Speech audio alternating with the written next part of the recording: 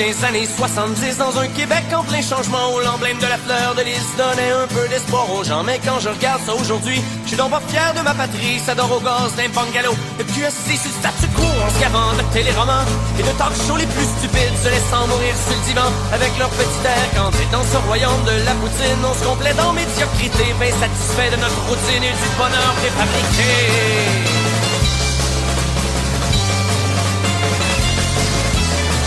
Prendrais-tu un petit gratteux, me dit le caissier au dépanneur. En ouais, le gros sort ton petit 2-8 millionnaire, c'est le bonheur. Je mets à rêver le samedi qui va peut-être quitter son taudis. Espère toujours mon petit moron.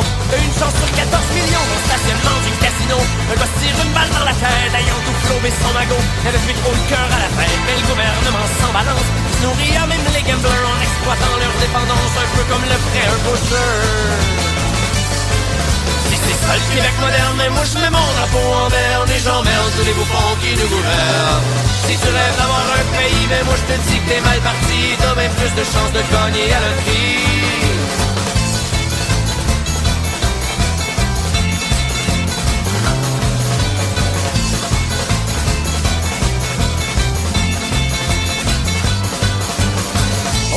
Pendant des années, un petit peuple de yes men qui marchait les fesses serrées quand arrivait le foreman. Aujourd'hui ça a un peu changé, les gars sont tous syndiqués, ça jase 3-4 autour d'une pelle en regardant le plus jeune frère du zèle.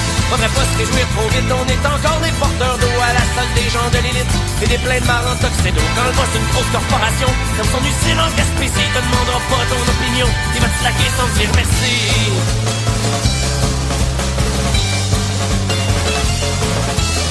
Un robineux qui est dans la rue, au pied d'un grand building en verre, il va passer inaperçu à la sortie des actionnaires. Ce qui compte pour eux, c'est les revenus, et non les problèmes de la terre. C'est pas de ta faute si t'es un trou de cul. Moi, l'important, c'est que je prospère. Et le premier ministre fait semblant qu'il s'en fait pour les pauvres gens, alors qu'on sait qu'il est au service des fortunés et de leur business. L'environnement, la pauvreté, c'est pas des sujets prioritaires. On n'entend pas beaucoup parler derrière les portes des ministères.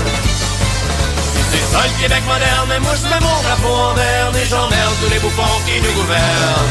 Si t'es content de ce pays, mais ça mon homme, c'est ton avis, tu dois être le PDG d'une compagnie.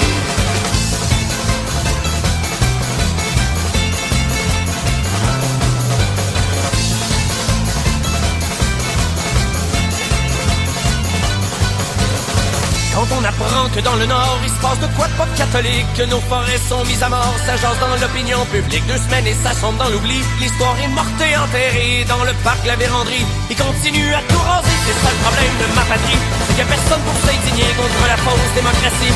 Faire les riches et les banquiers dans cette contrée peuvent des ignorants. Pourquoi on se rappeler de son histoire et c'est que juste les plaques de char ont encore un petit peu de mémoire.